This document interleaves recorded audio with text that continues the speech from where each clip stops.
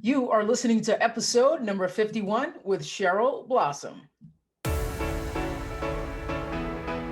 If you're someone who wants to make major changes in their life, someone who wants to achieve their goals, or maybe you're someone who knows this is not as good as it gets, but you have no idea where to start.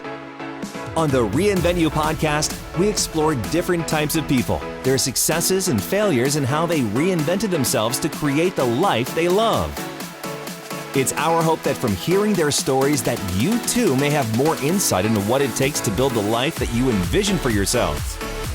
Here to help you do that is performance and life coach Travius Stewart. My guest on the Reinvent You podcast today is Cheryl Blossom. Cheryl is a therapist and a director of the Multidimensional Awareness Institute, and she's also an author with a master's degree in psychology and a Doctorate of Divinity. She's been a therapist for over 40 years. She also has a second degree black belt in Jujitsu and is also a Reiki Master Teacher. Cheryl helps people deepen their connection to their inner wisdom as they release past traumatic grievances and fears, which helps them to create a lighter, brighter, more inspired future.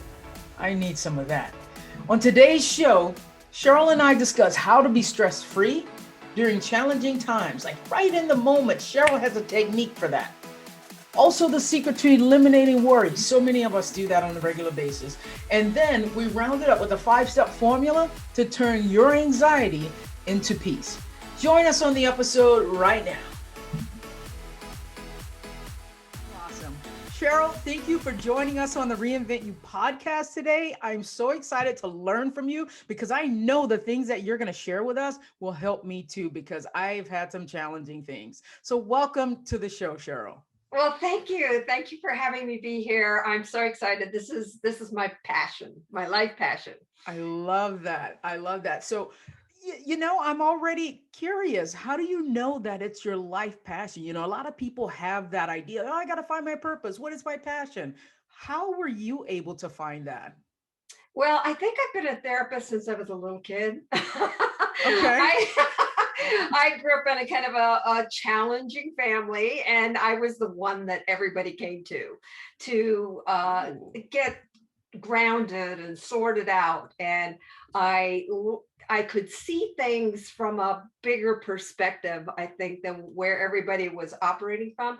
So I could kind of guide people to make better choices. That is so cool. Wow. Yeah. I'm in awe of that. So that's a little bit of your origin story. Tell us, like, from that 5-year-old kid, how did you become the Cheryl that we're seeing today?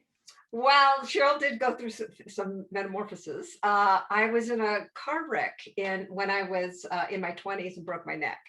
So I had a huge spiritual awakening, and learning to walk again and so on and so forth. There was a lot of healing modalities that I chased after, explored, developed myself around. So not only the therapy work that I've got a master's degree in and trained myself to be a better therapist, I've also taken hundreds of healing modalities using energetics and so on and so forth. So the kind of therapy or the kind of work that I do encompasses it all. Right. Oh, I love that. So cool. Like this is gonna feel like I want it to be 6 hours long, because I just have so many places I want to go with this, Yeah, that's great. Yeah. So, first of all, a lot of my friends, outside of my coaching circles, my friends think this is woo-woo.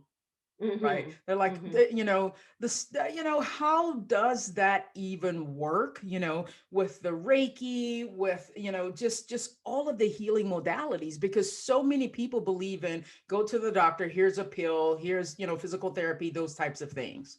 Right. Yeah. How do you approach that? Well, a pill can be magic. I mean, truly, do we know how a pill works in our system? No. We trust that the doctors or the chemists or whatever have put together this magic potion that is actually going to make a difference. And sometimes it really does. Sometimes, our Western medicine, I certainly invite people to use it all. But we've all had those experiences where intuition has told us, to do something. Right. And we either listen to it and we're like, wow, I'm really glad I listened to that. Or we didn't listen to it. We went, oh, darn, I wish I had listened to that little voice in my head. Right. So when I work with people, that's what I tell them. This is really about encompassing all of you. And when people say woo woo, a lot of times they want to either be convinced that they're more than their logical mind. And, can you give them logic enough to get them out of their logic mind? No. Right. Because the logic mind basically shreds our higher information. Its job is to keep us stepping in practicality in this moment of time.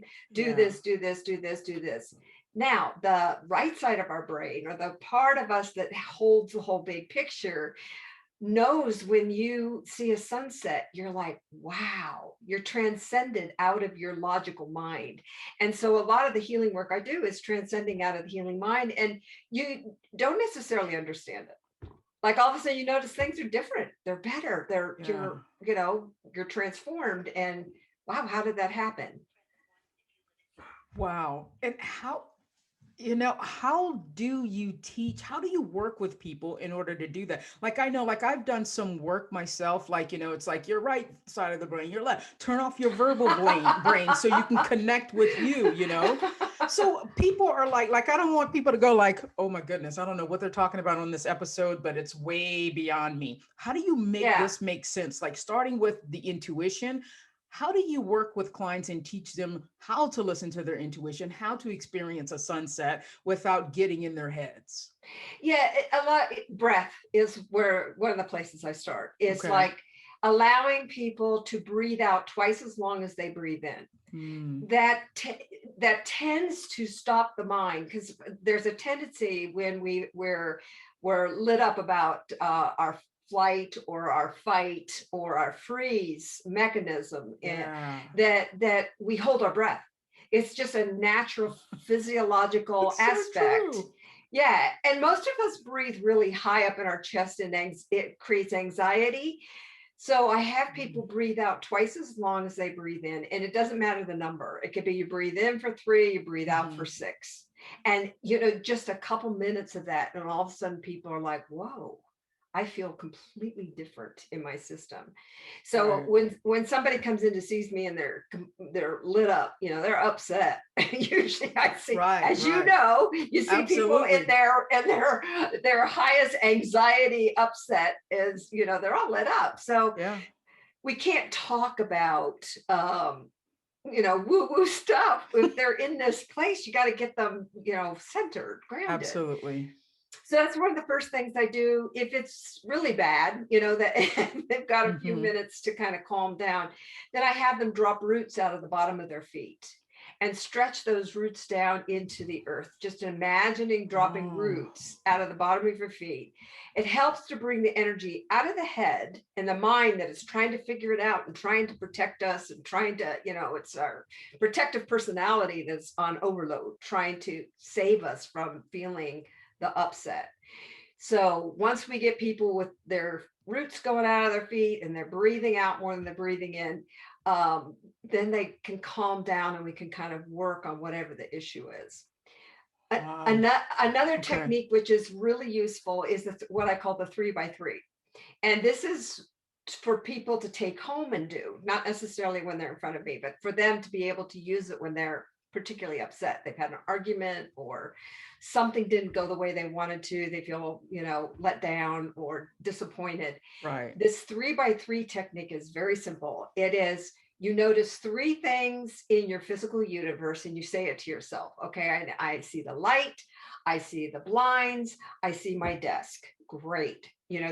That actually starts to have the mind be busy, and it's recognizing that you're located in this moment of time. Right. And then I have them close their eyes and locate 3 things inside that is going on. It's like, I'm upset, I'm holding my breath, I've got tension in my hands, they're like fists. And then I have them open their eyes and do another 3. Notice 3 things outside, close your eyes, notice 3 things going on inside. And you do this exercise until all of a sudden you're balanced and you're here. you're like, okay, now I'm here. Yeah, I love that. Wow, that's so cool. And I love the roots coming, through my feet, going down to plant Yeah. myself. I love the imagery of that. So, Cheryl, one thing that I know that I have struggled with. So last year, at the beginning of 2020, I was diagnosed with breast cancer, early stage breast Mm, cancer. And mhm, so 100% I believe I'm healed. But every now and then it comes back to me that like I have blood work that I have to mhm. do in May.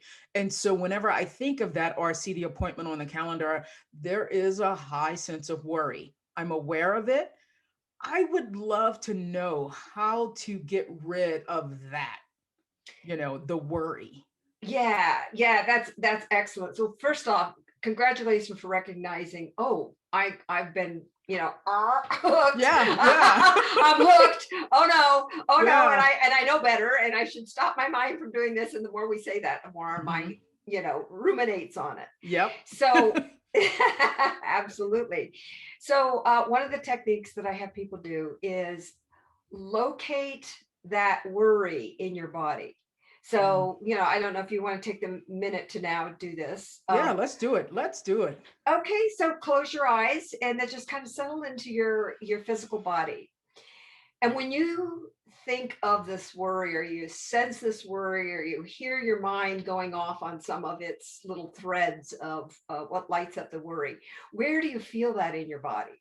Oh, in my chest. In your chest. Excellent. Good.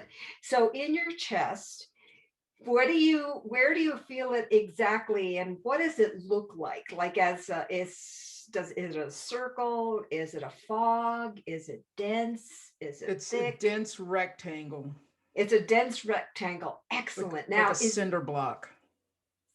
perfect. Is this cinder block attached to anything, or is it energy just floating there in the chest? It's attached. It's attached. And what is it Hmm. attached to? Like it's attached to the front of me, the back of me. Like I feel the pressure right now because I'm thinking about it, like coming through a point in my upper back. Uh-huh. Yeah. Excellent. And so like everything just got so much tighter up there. Excellent. Does it have weight to it? Is it Oh heavy yeah. or is it light? Oh, it's totally heavy. It's heavy. Is it stagnant or is it moving? Is it pushing to the back or is it pulling? It's stagnant. It's stagnant. And is it smooth or is it bumpy, the Oh, exterior? it's rough. It's It, bumpy. it's Yeah. bumpy. Okay, let's take a measurement from 0 to 10. How intense is this sensation right now? I didn't feel any of this until I started thinking about it, worrying Uh-huh. about it. Yeah, yeah, yeah. I would say it's probably about a 7 right now. Excellent. Good observing. So sitting there as the observer, allow yourself to breathe through the cinder block energy. Allow yourself to send love and light to it. It's not like you're trying to get rid of it, not like trying to do anything with it other than you are bigger than it. You are the observer. You're holding the space of it. And notice if it starts to shift, and the intention is not for it to do anything. This is, you are the observer. And describe a little bit more of it. Is it sitting upright or is it on its side? Ooh, it's laying down on its side. It's laying down on its side. Great. Now, Yeah. there may be memories associated with it. There may be story associated with it. You can put all of that on the shelf for right now. You can go back and look at this later because this may represent something, or it has memories to attach to it. But Mhm. we don't want to get lost in the memories. So keep bringing yourself back to the consciously aware of the cinder block sitting on its side, and breathe into it. Nice. Good. Sending love, sending light, granting space for it to be there. You're not in argument with it. You're just getting bigger and bigger than it. You're giving it space to be there. Nice work. Good. Continuing to send love and light. Good. Let's take another measurement from 0 to 10. How intense is it? It's probably down to about a 3. Nice work. Yeah. Good. Continuing to breathe into it. Give it permission. Give it permission to be there. thank it for, warning you or, lighting you up to pay attention. You can just, like you had a little baby, you can just say, yeah, I am paying attention and I'm loving you. I'm giving you complete permission to either be there or disappear. It's fine either way. I'm just granting space for this. Continuing to send love, send light, send breath. And yeah, and again, describing any things about the cinder block that you may notice. You're doing great because you went right to basic language, which is how it feels, not like representational language. And when I say representational language, a lot of times people go, well, I feel anxious or I feel angry or I feel, and that's one step removed from actually experiencing how we experienced as a baby and a young child before we had representational language to describe the feeling state. We want to get back to the feeling state and grant it permission to be there with love and appreciation instead of resistance and fear and I don't like you and stop doing that to me and you got me fearful. Yeah. So continuing to welcome it. Yeah. And bathe it in love and light. Nice. You're doing great. This is awesome. Wow, you're so fast. This is really cool. And yeah, no, it's really great to talk to somebody who has this kind of body awareness and yeah. And let's take one more measurement of it. And it's okay for it to disappear too. Yeah. It's probably at a 1 now. It's still a little going, tapping me softly on the shoulder. Yeah. Okay. And so we don't have to go all the way to 0 at this point in time. You would want to do this if you were working with yourself, and you can always go back. And sometimes these things, the cinder block may show up in your throat. It may move. Yeah. So give it permission to travel through your body if it's going to do that. It doesn't necessarily do that. Sometimes it detaches itself from the different organs. Right. It shrinks, and sometimes the thing just disappears like instantly. Yeah. So giving it permission for all of it. Yeah, and really taking that breath deep into the lungs, giving your lungs permission to one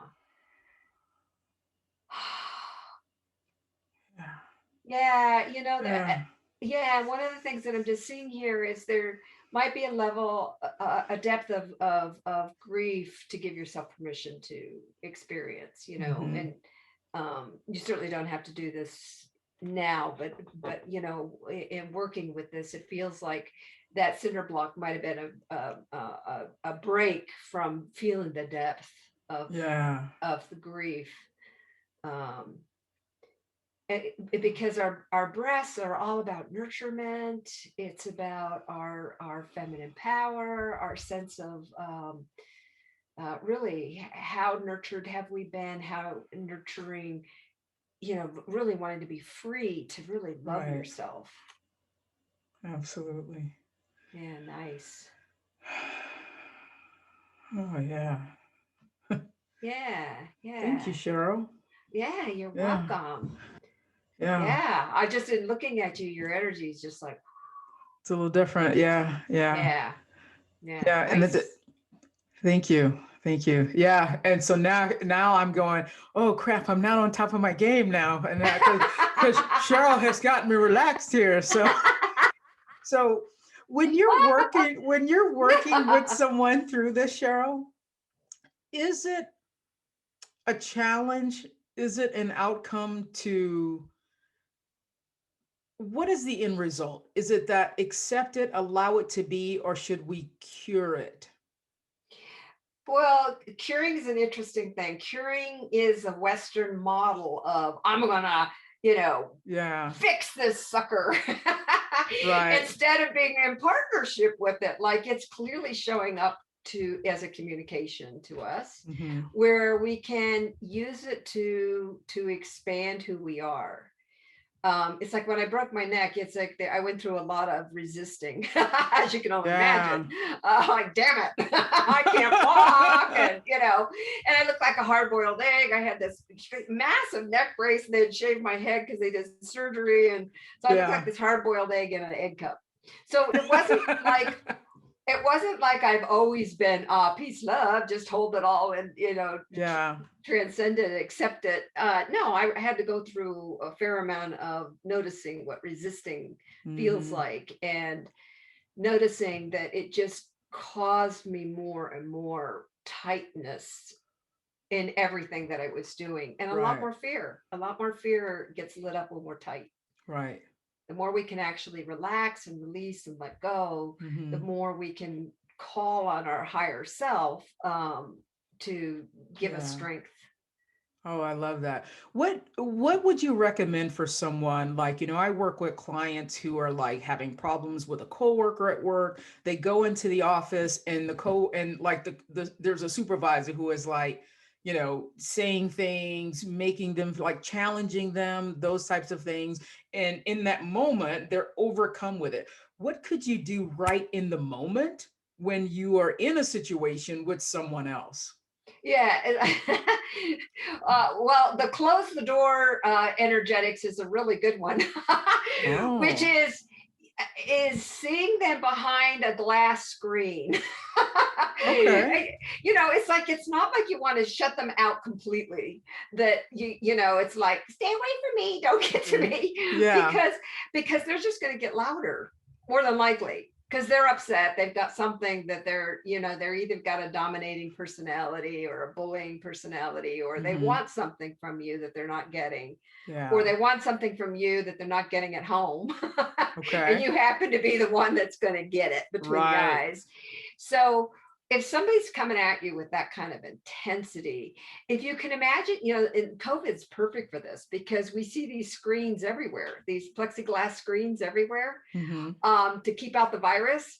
Well, you can keep out the energy. You can hear the words, but you can keep out all that energy that's coming at you, that you feel like you must protect yourself from, because that's sometimes people come in with some serious energy, and they know how to focus it in a way to manipulate their universe or dominate their universe. And if you're on the receiving end of that, it doesn't, all you can do is defend yourself.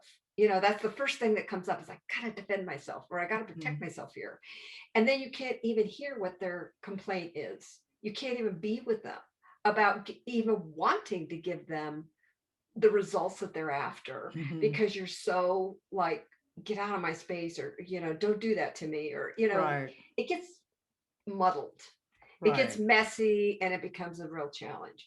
So the very first thing I have people do is imagine that plexiglass. Okay. So you can hear what they're saying, but you don't feel the energy. You can soften the energy.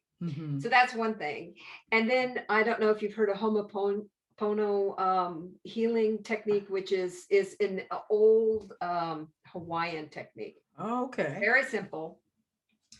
It's four things that you say. Is the very first sentence is you say, I'm sorry.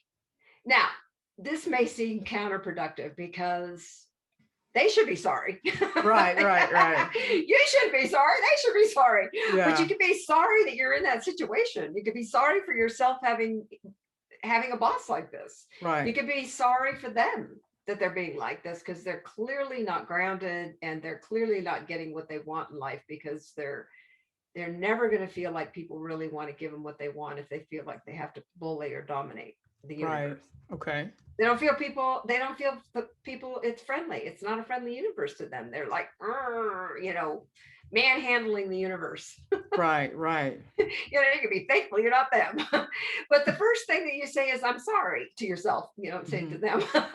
That could cause a whole different engagement. See. Okay. This is my internal monologue. You got the plexiglass, and then you just say, I'm sorry. Like, I'm sorry that I'm in this situation of feeling like I have to protect myself. I'm sorry that you're off the planet and upset.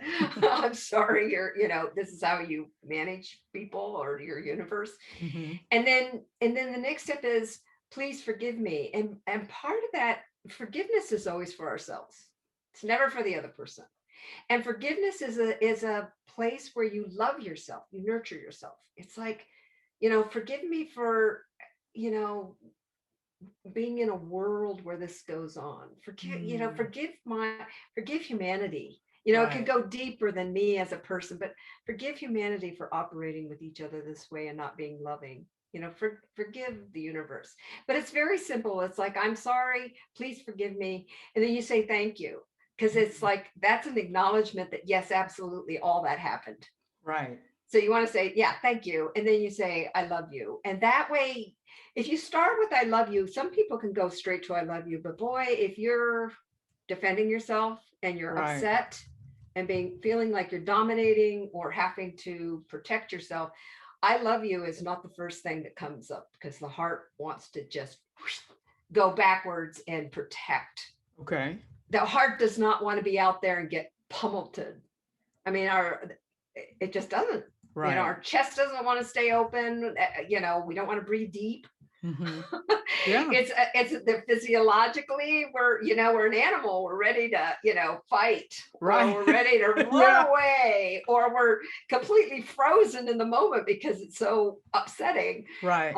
It's a physiological experience. Mm-hmm. So after you put up the plexiglass and you kind of hold the energy back somewhat, then you can have this internal dialogue with yourself where you actually can get to a place of going, I love you, which is you're loving yourself. And as you love yourself, that love energy can actually, people have had miracles with other people that they get something, that they stop being that way. Now, I'm not promising that, because some people are really hard-hearted, are hard-headed, either one. But it does wonders for yourself. Okay. Because otherwise you're stuck with their energy. After you have an upset like that, for the next hour, at least, you're in, they shouldn't have said that. I'm going to do this. And they falsely accused me. And I did do this work, and I'm not, blah, blah, blah, blah, blah. Your head's engaged with their energy. And it could certainly go on longer than an hour. It could go on for the whole day, for the week. Absolutely. Yeah. So is that your 5 steps of turning anxiety into peace? Yeah, the 5 steps is the thing that for in dealing with another person, in dealing with ourselves, basically, it's closing your eyes, going internal. So that's the first step is going internal. Got it. And grounding yourself, because if we're really up in our head, we're upset, we're in our head, because the mind is wanting to protect us. Right. And so there's compassion there for ourselves for being so lit up. So the very first part is go internal, really kind of understand that your mind's just going to be, it's going to be, it's going to be like 2 mad dogs. Just, I want to get them. No, I shouldn't have done that. And I should have done that. Back and forth, back and forth, back and forth. Right. So just going internal, kind of noticing the mad dog happening, ground yourself. So the roots or the breath, whatever works for you to ground yourself. So that's the second thing, is to ground yourself and breathe, breathe and ground yourself. And then you locate, like you just did, in your physical body, the thing that you are going, what is my top upset right now? Right. It's either worry, or it's fear they're going to fire me, or it's I'm really super pissed off. They can't treat me this way. Right. I'm not going to be treated this way. So you locate the exact thing that's got you lit up. What is it? Is it worry? Is it fear? Is it, anger? What is the emotional thing that's lit up? So that's the third thing that you do. Okay. And then the fourth thing is you locate it in your body and you do the descriptive language, basic language, not the I'm pissed off part. That's where you start. But then you need to go into, well, how is that showing up energetically in my body? And where? Is it in my throat? Do I feel like, sometimes it's like I have this big hook in my throat and it's this thick and it's 3 inches long. And you start to describe it as a language that you would use when you didn't have language.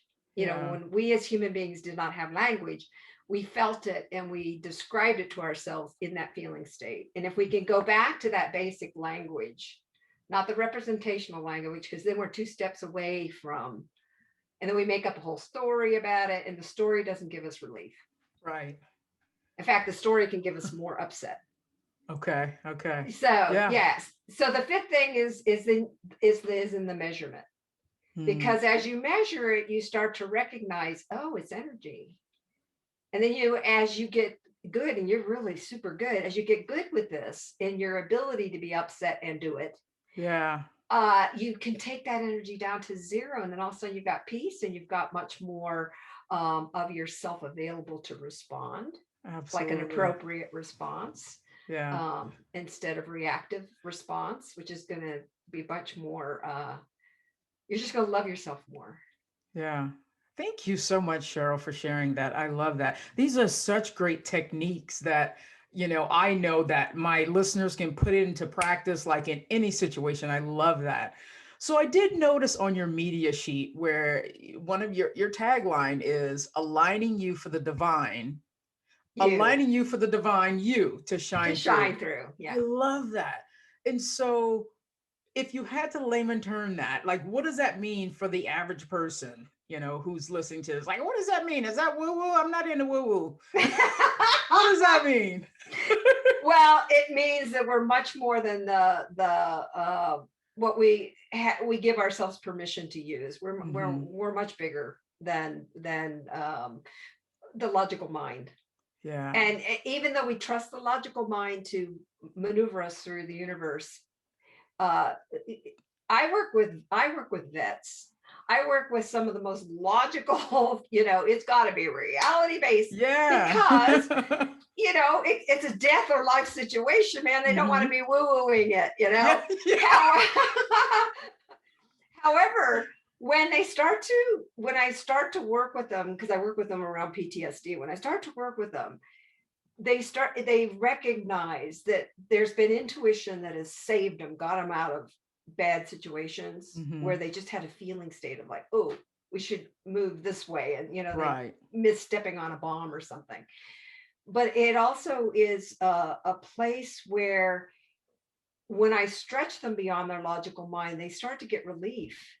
And I've had these vets come in that are, my therapist said I had to come here because I'm kind of I'm on the end of, they've tried everything. They've been on drugs. They had therapy for years. They're, it's kind of like, well, just give them to that chick at the end that does this, healing modality, and maybe they'll feel a little bit better. And I've had people, I took this one vet who, Vietnam vet, had lost a limb, lost his leg. And that's Vietnam. That was many years that he has lived in phantom limb pain. And they've tried everything, electric shock and drugs and so on and so forth to try to get him not being in pain around the loss of his leg. So we started working. He's kind of like, what is this shit? Excuse my language. No, we can say shit. Okay, good. He's like, what is this? What are you going to do to me? So the first thing is, what is this? And then there's, what are you going to do to me? Right. Like, what are you going to do to me? I'm well protected here. I'm well, stand back. Yeah. And so in working with him, I actually got him to the place where he actually saw himself running down the hill, like his commander had said, go, get out of here, because they were being overrun. And he was running down the hill and he saw himself midair. He saw the bomb and he knew he was going to come down on it. And all of that sense of responsibility. Why did I do that? How come I didn't maneuver my leg? Fuck Vietnam, all the, I hope you can say that word too. It's but anyway, totally fine. but that's kind of the emotion of it. Yeah. Where he was you know, back then this wasn't a volunteer army. This was people were drafted. Yeah. And there was a fair amount of anger about the situation. There was all this feeling totally out of control because he was there because he didn't want to be there. He was doing stuff that he didn't want to do. He was, you know, it was just him feeling totally not being able to be responsible. Mm-hmm. The minute he saw that the other thing that started to unfold for him is he didn't want to kill anybody anymore. He was going to take his leg out so he could have an excuse to get out of the war. And the minute he saw that, the phantom pain, he forgave himself, forgave the war, forgave the whole system, forgave humanity. He just allowed himself to come to peace, and that he never had the phantom pain again. So that's the kind of work that I do. I do work with hard heads. I do work with people who say, there's nothing to this, you know, Right. or prove it to me. That's usually the statement, prove it to me. Yeah. But then we do objective measuring. It's like, how many fights were you in with your wife? You know, oh, you're not fighting as much. How well do you sleep? Do you sleep for more hours than 2 hours at a time and wake up in a cold sweat? Are you no longer sweating? You know, are you eating well? How grounded do you feel? How are you maneuvering with your checkbook? You know, how do you feel in control of your finances? So we are measuring. Yeah. So they may say, that was nothing. I feel better. You know, sometimes they would say things like, oh, yeah, I feel a little more calmer. But we start to measure all this stuff. We're noticing there is a huge difference. Wow, So, that's incredible work, Cheryl. So incredible. Oh my goodness. So you're an NLP practitioner as well, aren't you? I have done NLP work, but I don't. Okay. I use a lot of different tools. I'm, you know, I've got, like I said, I started exploring after I broke my neck of like, what the heck? Yeah. It was a near-death experience, and I got real clear I'm not my physical body. And so when I came back, there was this whole thing of like, how many healing modalities can I study? And kind of glean from each one of them what works for me, because there's different things for different folks. One of the things that I find with NLP is there's a lot of mental work, and sometimes you just need to get people out of their mind. Yeah. Okay. Yeah. And sometimes it works really great. You know, with some people that they like working from there because they really trust that. But I have found that getting people in their body works better around emotional upsets. Right. Got it. So speaking of getting people into their body, I had one of my really, really close friends said, she goes, you know, I've been hearing everywhere about, you know, clearing out your chakras. You know, what's a chakra? And I kind of explained it to her, but I don't know if I did it justice. So can you take us through, like, with people, like, what are your chakras? Where are they located? What is the work that you do with clearing those out? Yeah, great. Thank you for asking that question. Absolutely. Yeah, chakras are one of my favorite pathways, though I don't always describe it to people because, again, they get all wigged out about, you're doing what? Chakras? You know, I don't want people more weirded out about coming to see me, so I don't talk about it necessarily, but it is an ancient pathway. I'm a 2nd degree black belt in Jujitsu, so there is an ancient. I saw that. Holy smokes. Yeah, so this is some of the Eastern understanding of how we are how we're designed as human beings. And in my using it as a pathway to get people more in their bodies and having more abilities, I can pinpoint where what chakra people are having trouble in. And then I can go right there. So basically the chakras run up the spine. Our main basic 7 chakras run right up our spine. And then we have an 8th chakra above our head, which is all about life purpose. So if people are having trouble around their life purpose, we go to the 8th chakra.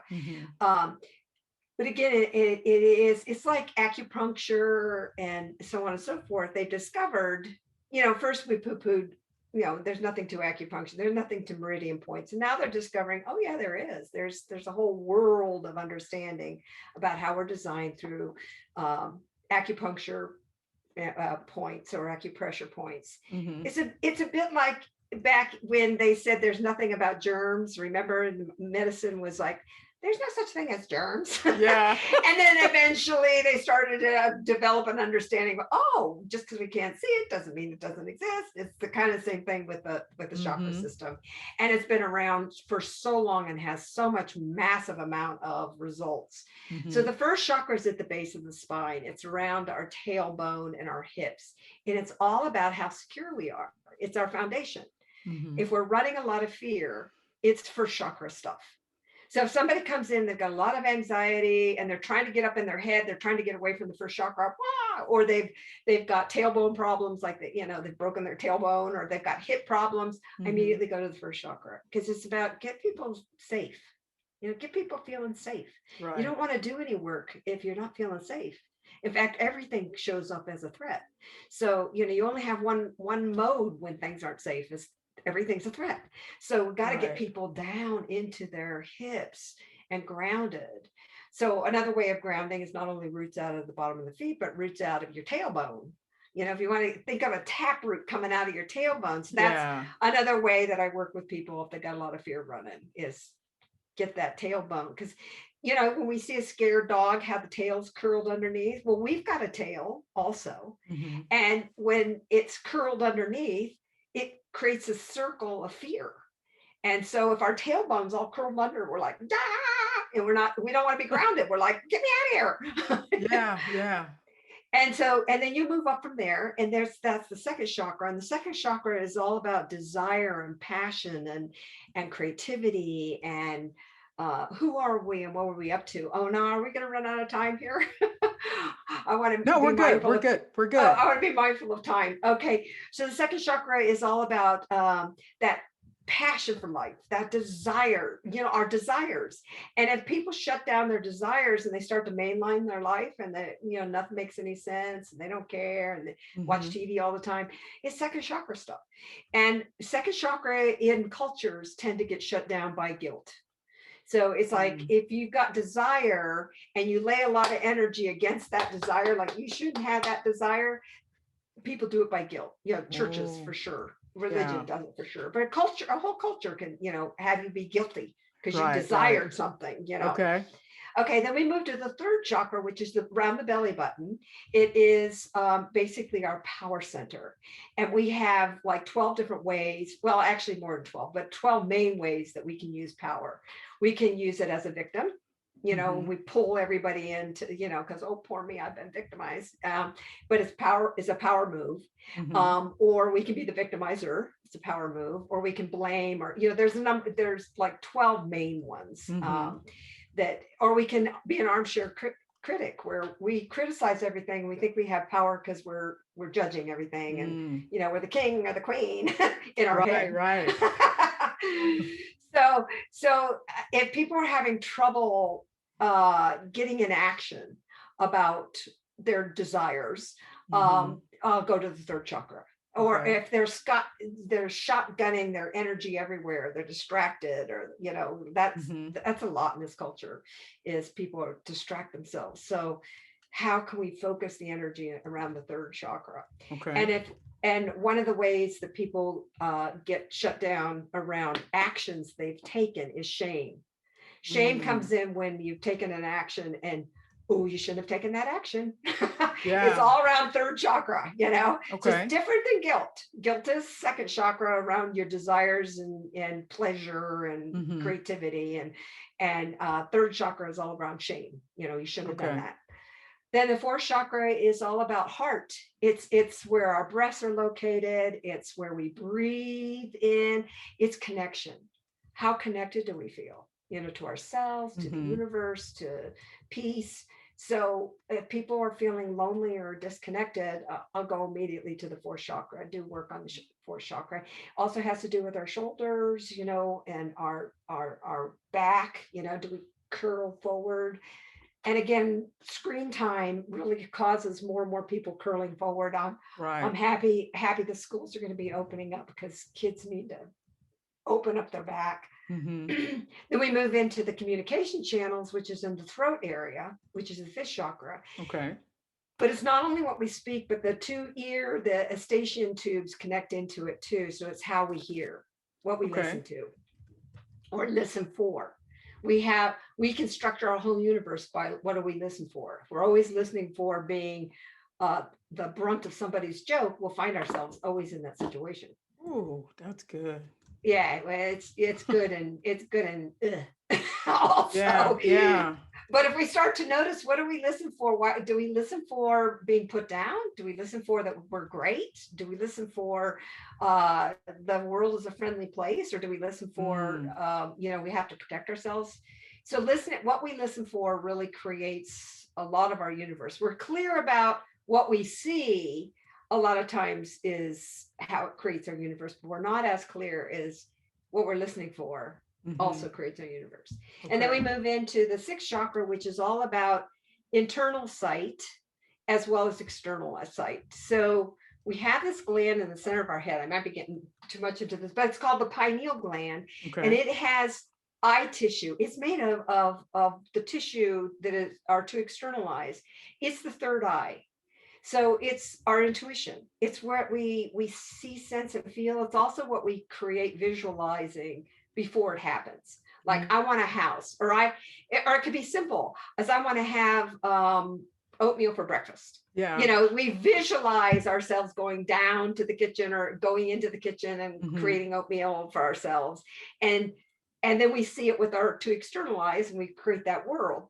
We're pretty skilled at simple things like, I need to go to the bathroom. Okay, I see myself going there, or I'm going to go eat, or I'm going to get in my car, or I'm going to go, we see it in simple terms. We don't always see it in bigger terms, like I'm going to create the perfect house for myself or the perfect job, and they've done a lot of work. If you look at the Secret and a lot of the other videos that have come out, they're doing more and more work and training people to use their third eye, this sixth chakra, to visualize what they want to create in life.